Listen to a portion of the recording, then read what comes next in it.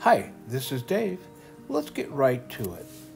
Okay, the first thing down is going to be my pillow paint, which is PPG MULTI-PRO. It's a Home Depot product here in the States.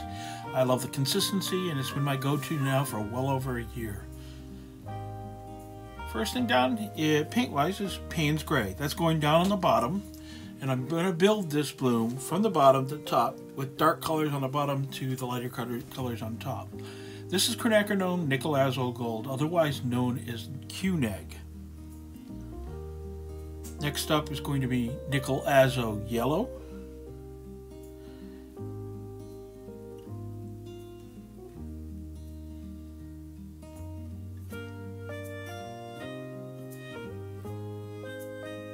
All of these products will be down in the description below if you lose track of it.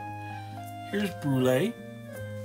Brulé is a interference bronze or copper. I'm not sure which one it is, but it in the right light, it is just amazing color. It goes very well with this palette. Next up is going to be a blue gray, and it's called Hammerhead. This again is by this little piggy.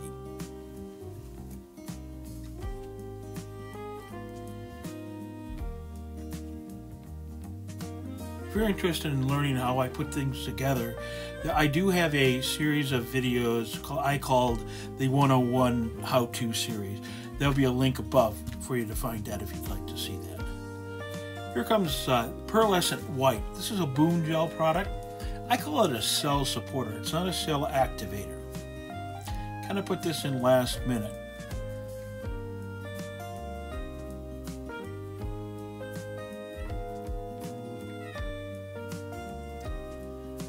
Okay, here comes the cell activators are next. This is titanium white. It is kind of a standard with the Sheleeart technique to use the titanium white and the either lamp black or one of the other Amsterdam blacks. They're opaque, means they can't be seen through, and they will work consistently. This is lamp black, again by Amsterdam.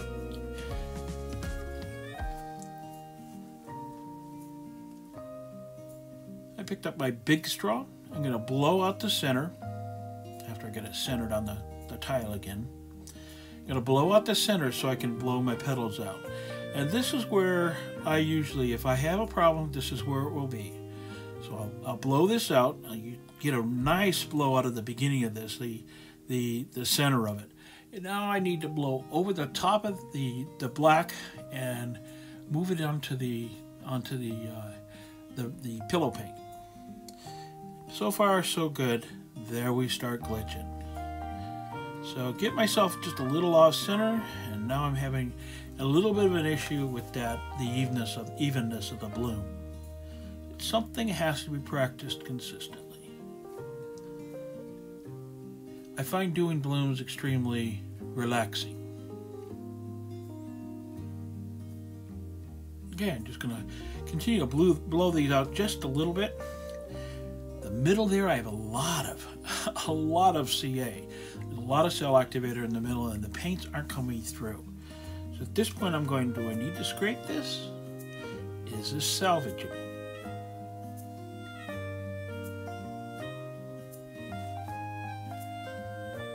I think what I decide to do is I'm going to pick up a skewer and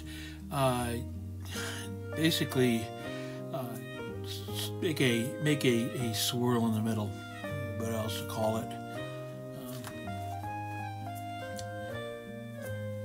See if that will help.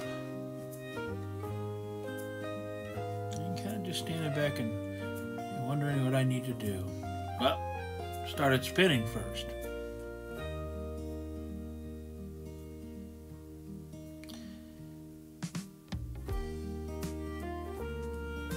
And I look at the colors and I'm going, I'm not sure about this. This is not what I was expecting to see. So I'm going to just continue to spin this out a little bit. Got a little ahead of myself earlier. Here's the skew. So I'm going to use the spinner to create that spiral. And I said, Yeah, so far, okay, well that's not as much as I wanted, so I decided, well, let's see if I can get a little bit more. And so in the other direction, I decided I needed to create more of that spiral. Do I go inside? Do I go outside? How do I want to approach this? Continue the swirl in there.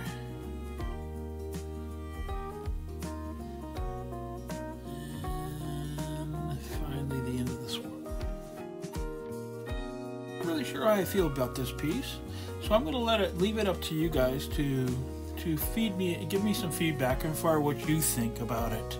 But I think we're going to call it good at this point, and I think we're about ready for the flyover. Thank you for being here today. If you'd like to help, leave a like, subscribe, and ring the bell. It's absolutely free, and it really does help. Thanks for being here again today. Hope you have a great day. I'll see you next time. Bye now.